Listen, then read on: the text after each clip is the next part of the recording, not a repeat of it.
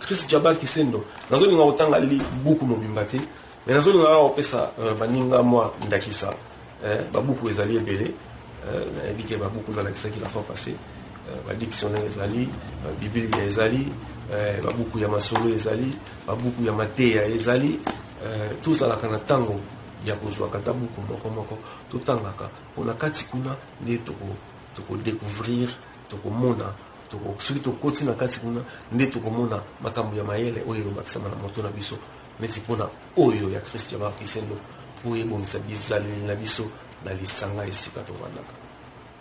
Les manquements à ces règles sont dus à l'ignorance, à la négligence, à l'oubli et surtout à l'absence de sanctions contraignantes. Contrairement aux règles juridiques qui sont écrites et contraignantes, les règles de politesse sont orales et non contraignantes. Elle est dit phrase on attend mais tellement que non tanga na bino si qu'on a une coton na katina so selon bien. Contrairement aux règles juridiques qui sont écrites et contraignantes, les règles de politesse sont orales et non contraignantes.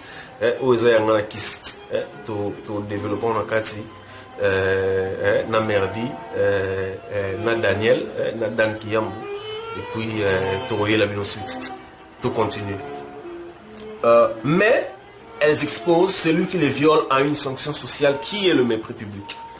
Où apprend-on la politesse? Existerait-il un cadre idéal?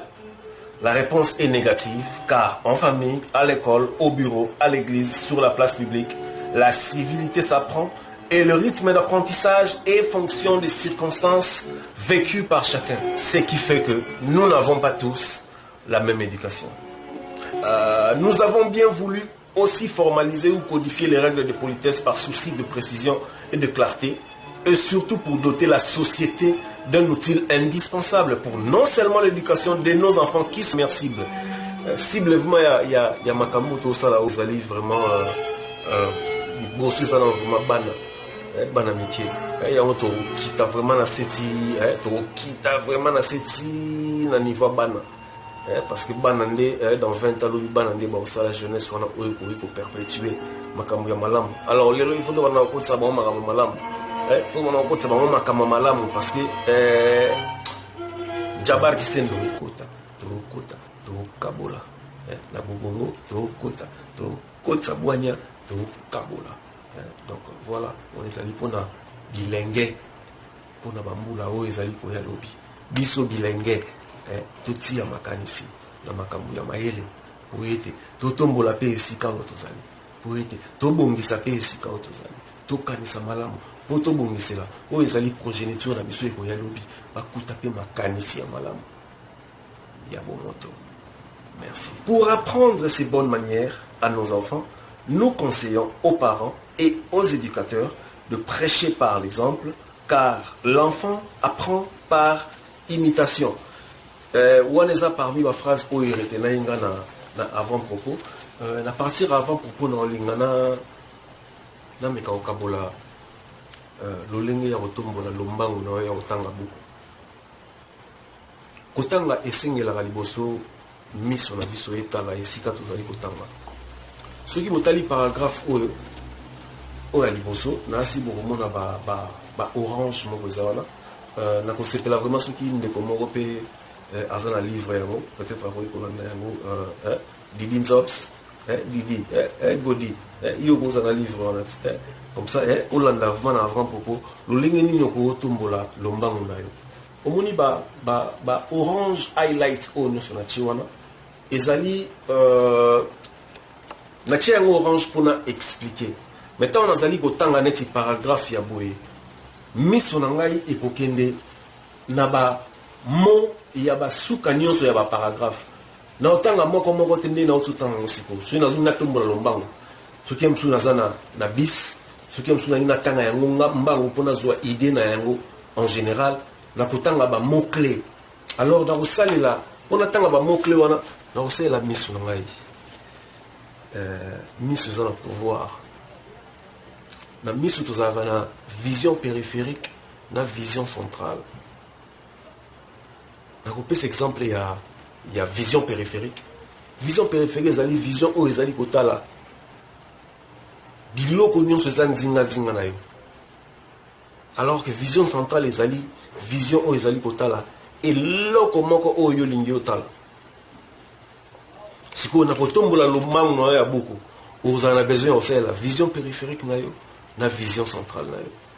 Wana tozonga lisusu na anatomie na lingala tokokota na miso totala ba système de chiasme oyo esalama na kati ba rétine, ba iris, ba cornée, ba mbuma liso nzo na kati, ba nerf optique nini ekangama na bongo oyo esalaka soki otali eloko, soki otali kombo ya balabala, soki otali moto, soki otangi eloko, soki omoni mwinda okangi yango. Wana mpona kotombola lombangu na yo ya kotanga buku ke paragraphe ya boye okotanga yango dans 1 minute. Ba mo ona highlight wana eza ba mo oyo na talaki avant propos. Autant aux autres tanga buku soko komi na page mo boye okotanga déjà buku mobimba sans que otanga moko na kati kaka na vision périphérique na yo na vision centrale na yo voyez bandé ni osalela yango. Alors neti awa na otangela bino donc sotali ba mo oyo nga na talaki so kangi so na phrase moko ko pesa déjà sens ya makamuni balobi na kati na ote kotanga lecture mobimba siko na tangela bino kaka ba mo oyo na chaki wana ekopesa phrase moko boye pe tokopesa limbola na yango na batango moso ekoleka. C'est chaque jour qu'on considère des modèles de société. D'autres par contre constateront, dû à l'ignorance, à l'oubli, contrairement aux règles juridiques qui sont écrites, expose celui qui liait le mépris du public. Où apprend-on la politesse? En famille, place publique, le rythme d'apprentissage vécu par chacun, nous n'avons tous pas la même éducation. On a pas joué mon bimbaïm sur 2 phrases. On a déjà idée. Tu es dans la boucle de Boéza et que dépend de selon contexte, il y a beaucoup de nos alliés. Et que ça beaucoup il y a makamoko yebi. Si on a plus exemple la beaucoup il y a makamoko ya classe. Botanga qui a la classe, oui nandaku, au bandeli yango yomoko, ermo lingo rafraîchir mémoire là pour comprendre en gros. Que c'est la technique voilà. Ya ko tombola lombango na yo ya botanga beaucoup. Ko banza été likanisi oyo pe matea oyo esungi yo nde tokutani la prochaine élément, prochaine règle, première règle, déjà avant propos. Alors on est au Koutani na introduction. Avant aussi de cette introduction, différence entre préface, avant propos, na introduction. Na simana le règle de la politesse de base.